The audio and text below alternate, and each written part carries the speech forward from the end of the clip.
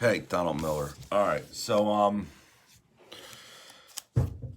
it's early, about 5:15, somewhere right around there, and that's normally I get in the office early. I make it a point to get up early to be in here to deal with whatever I need to deal with before I have to be on the site.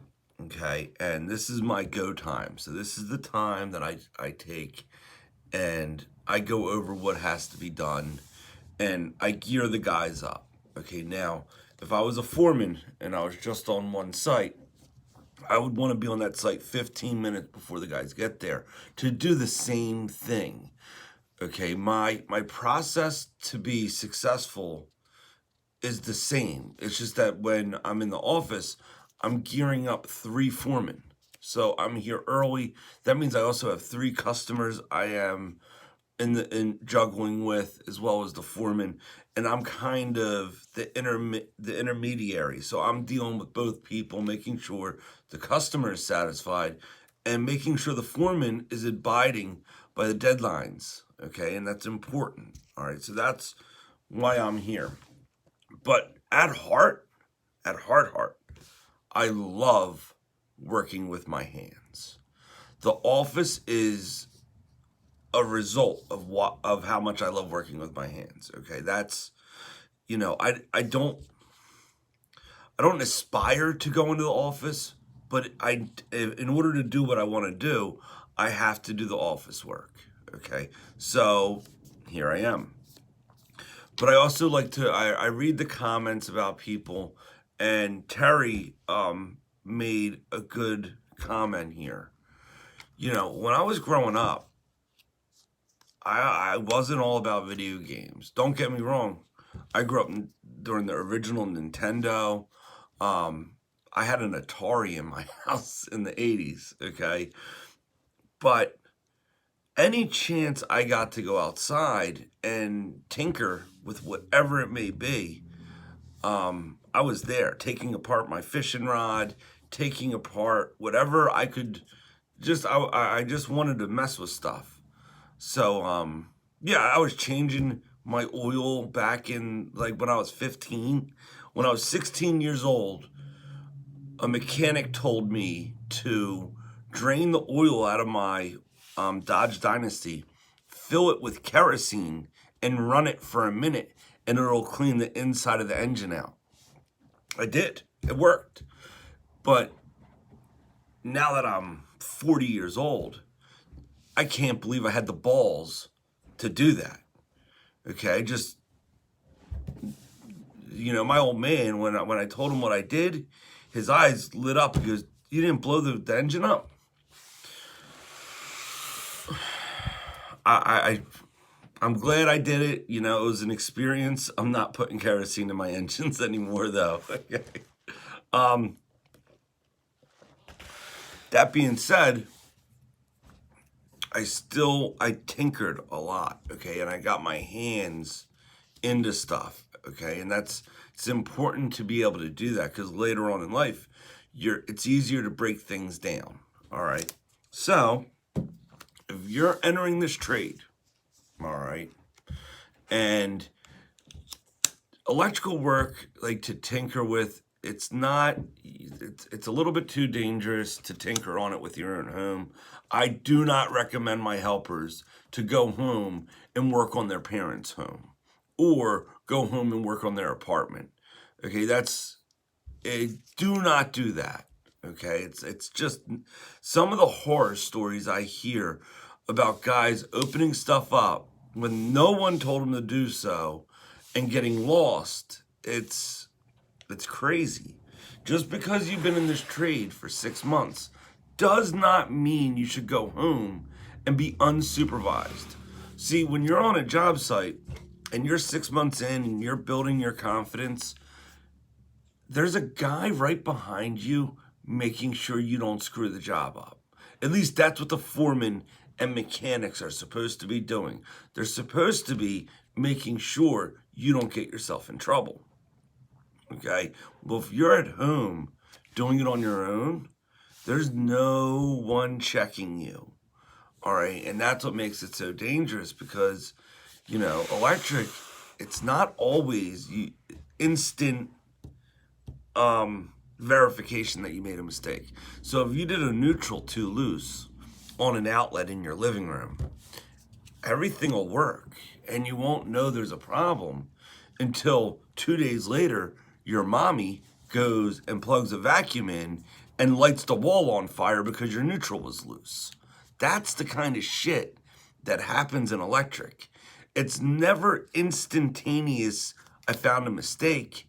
Mistakes kind of fester, okay? And that's why we don't allow helpers to like, at least with us, if our helpers are installing devices, never use an impact gun. Never. One, the impact gun can blow the device up. And the moment you strip that screw, one, you won't know it because you're using a stupid ass impact gun.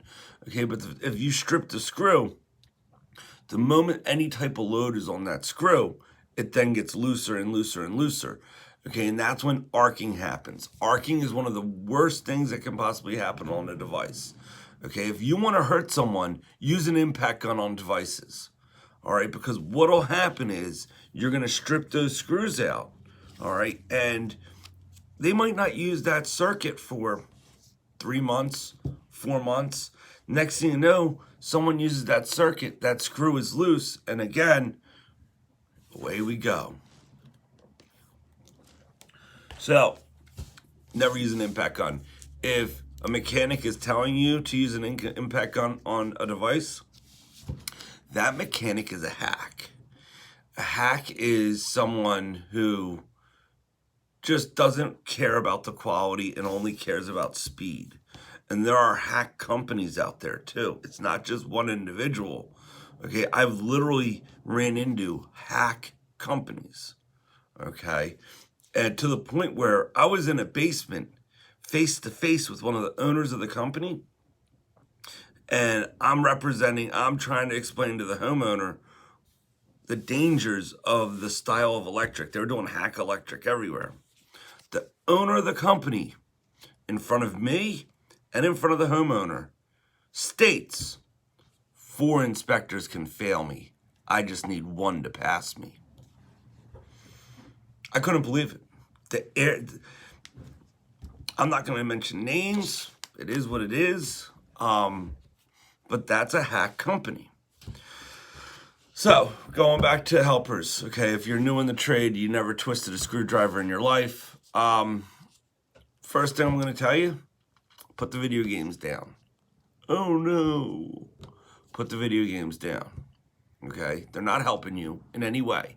All you are is brain masturbating, okay? It does not benefit your life in any way to play a video game. Okay, video games are nothing but babysitters. You set someone in front of it. You say it's the old way of watching TV. Same thing. You put someone in front of a TV, and there you go.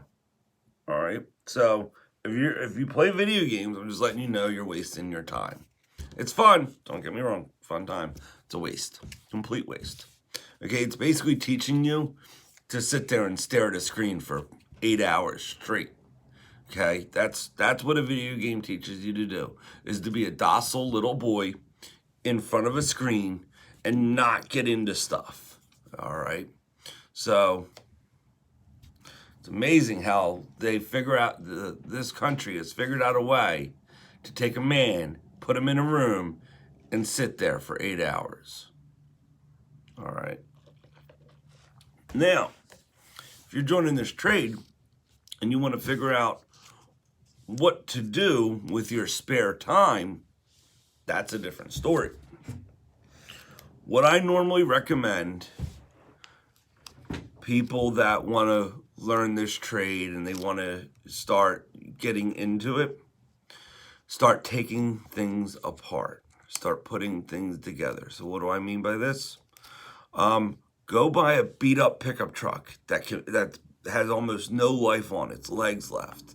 Like something that's like $500 off Craigslist, okay? And start working on, change the oil, change the spark plugs, watch videos on how to do these things, and go do them. Attempt to replicate what's on a video. All right. It's important. One, that is far more fun than playing a video game or practicing electric. Okay. Like electric it's great to do, but it's hard to practice on the weekend. All right. Unless you have a random area where you can do stick framing, and then you can just do stick framing nonstop, and you can kind of build your own little board and figure out how long changing a device will take. I guess you could do that, but I would rather pull apart a car, because worst case scenario, you just call the tow truck and scrap the car. But learn how to take it apart, learn how to put it back together. And if you're any good at it, you have an awesome car that you only paid $500 for. All right. So it's things like that. Like, it's outside of the trade. What are you doing with your time? All right. If you're just playing video games, sorry, dude. That's just, you're wasting countless hours that you could be actually benefiting yourself. All right. Same, and helpers again. Like, if you're learning this trade, one of the guys that are new, I'm always saying, go to bed early. Okay, wake up early. But when you're at home, don't play video games till like 10 o'clock, 11 o'clock at night.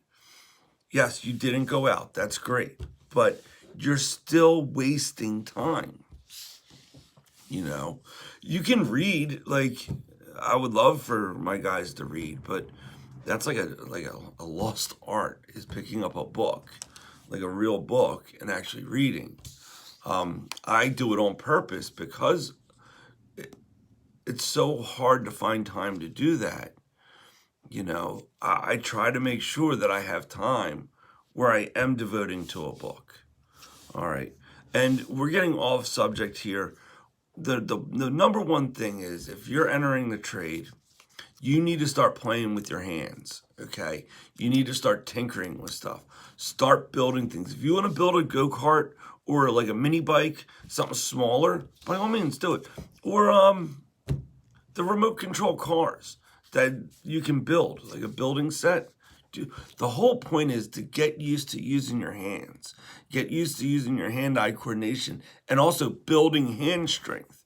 If I come behind you and you're installing devices, and your devices are weak enough that I can get a full extra turn on a flathead, that either means your forearm strength is extremely weak, or you're not understanding the whole point of using a flathead to install a device. All right. So, best advice I can give you. And yeah, God bless.